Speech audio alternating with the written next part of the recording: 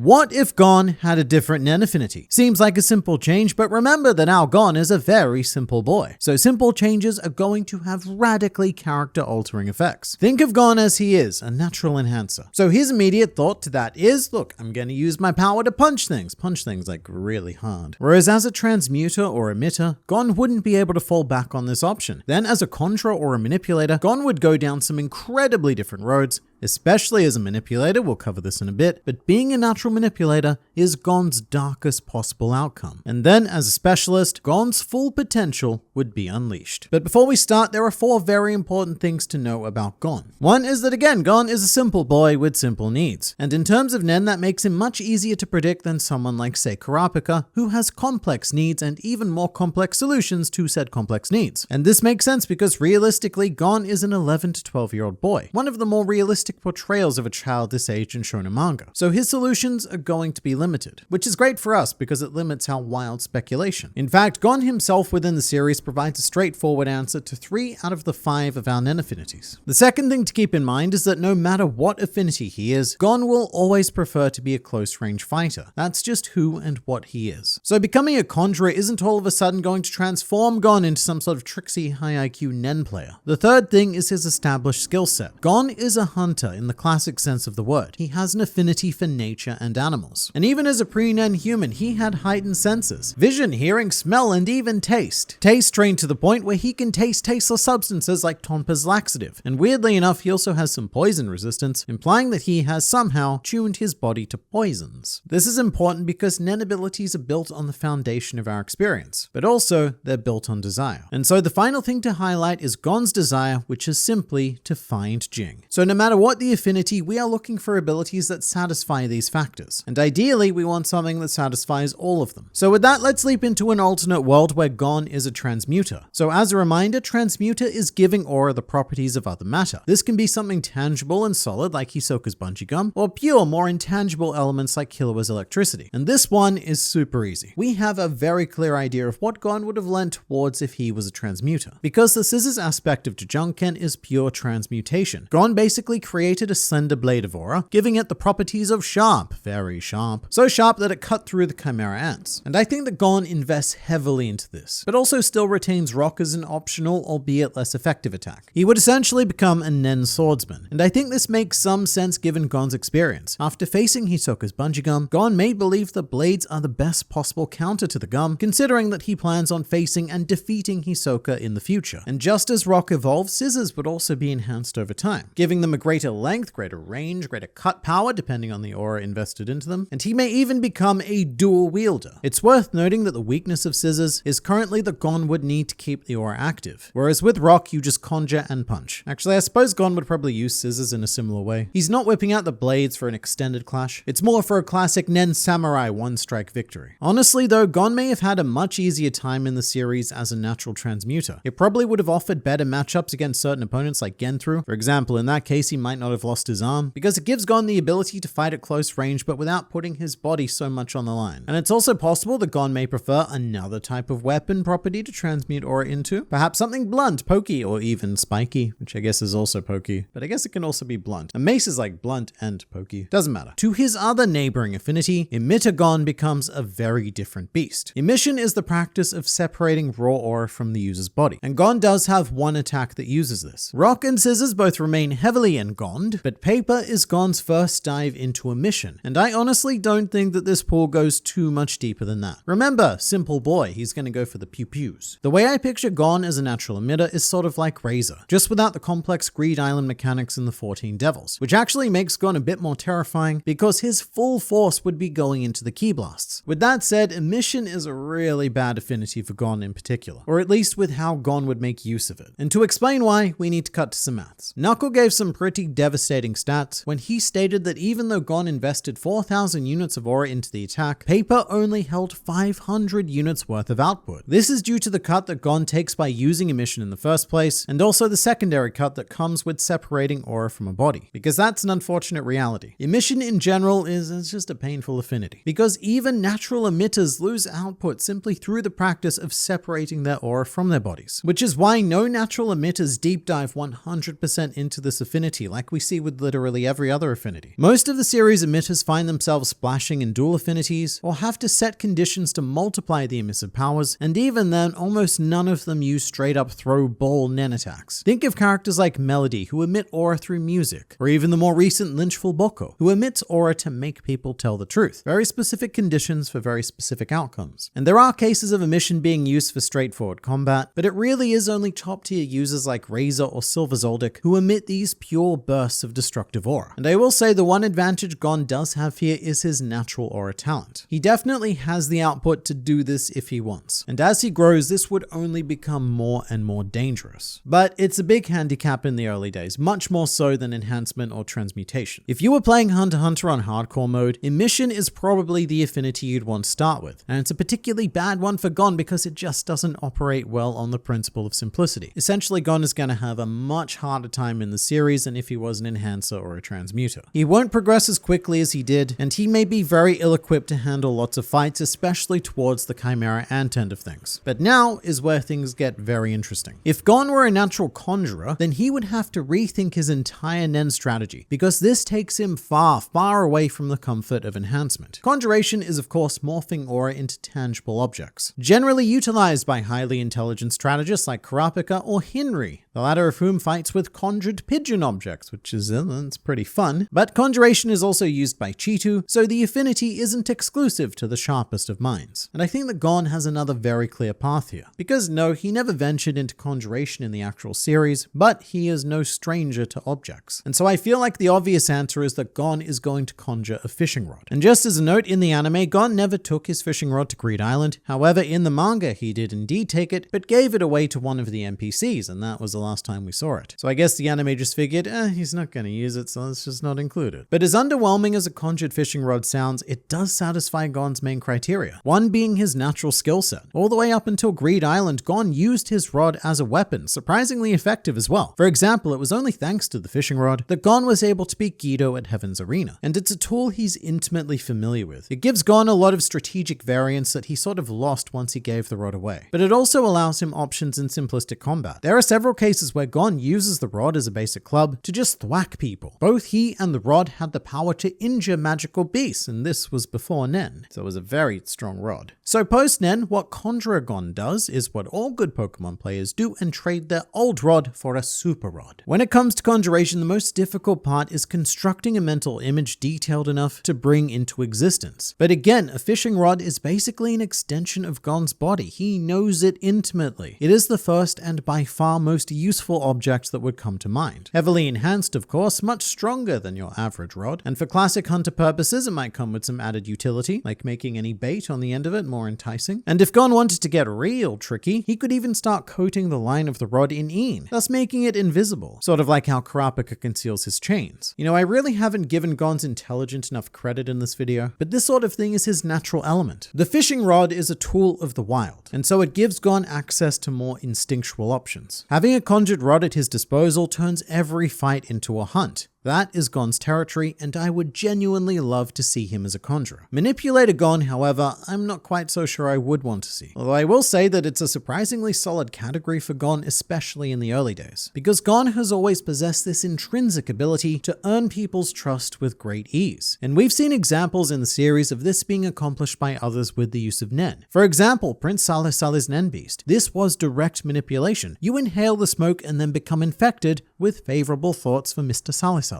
And I feel like Gon would be similar. Not a direct manipulator like an Illumi or a Shalnak, more subtle, and potentially not even aware of what he's doing himself. The ability I have in mind is something I'm going to call Trust Seed, which is all about slowly winning people over to his side. Say maybe Gon does a favor for the person in question, and so as a result that person has an aura seed implanted into them, which works because Gon's neighboring affinity in this case would be emission, and as time passes the seed grows to the point where this person would do anything for Gon. Thinking about it from a non-mechanical perspective, it's kind of like using Nen to make friends, and unlikely to ever reach a point of 100% manipulation, as in people doing things completely against their will at the direct command of Gon. Well, except for the following scenario. Chimera Ant Gon is much darker. He reaches a point of despair where most non-kite-based life is completely meaningless to him, even his own. And as his manipulation ability evolves due to desire, he could find himself manipulating people like Killua for his kite agenda, which which I imagine as a scenario where Killua escapes Illumi just to be ensnared by Gon. This is Gon's darkest possible potential. As an enhancer, transmuter, emitter, or even conjurer, Gon really only has himself to deal with. He made the decision to sacrifice himself for revenge. But what would he do in a situation where his power is to do with others? Would he sacrifice them? Like, say, force Killua to evolve into an adult Killua? Again, Gon's path in the series in general would probably be quite rough, because manipulation, it's just not amazing for his fighting style. Although it does present the potential of being able to win simply via his opponents liking him and thus not wanting to fight. But just like conjuration, it takes Gon very far away from enhancement. However, unlike conjuration, it still leaves Gon weaponless. His only real recourse for like power output would be emission, which again, not an amazing starter either. So manipulation, I would say, is probably Gon's worst possible natural affinity. It's the one that allows him to do what he wants to do the least, if that makes sense. It may not. But then we have the wild world that is Specialist Gon. The definition of specialization being whatever doesn't fit into the first 5 categories, and maybe even some stuff that does. It's the most difficult category of all for us, because literally anything is possible as long as the user needs it to be possible. Chrollo's Skill Hunter was generated as a response to his profession as a thief and need for multi-skill sets, and Pakunoda's memory reading was developed in response for the need to confirm Sarasa's killers. You know what? Neferpito is a great example, actually. Someone who we can sort of compare with Gon. The desire to want to fight Kite again led to the puppeteering power, and Pito is a deeply instinctual life form who operates without too much unnecessarily complex thought, like Gon. The unfortunate thing is that what most specialists have in common is that their abilities are quite complex. Nail, Nestrad, Srydnik, or even Alaka. Wish granting is simple sounding, but it comes with a whole ton of Nen rules to obey unless you're Killua. And you know, weirdly enough, from all the examples we have, I would see Gon going down the more Srydnik route.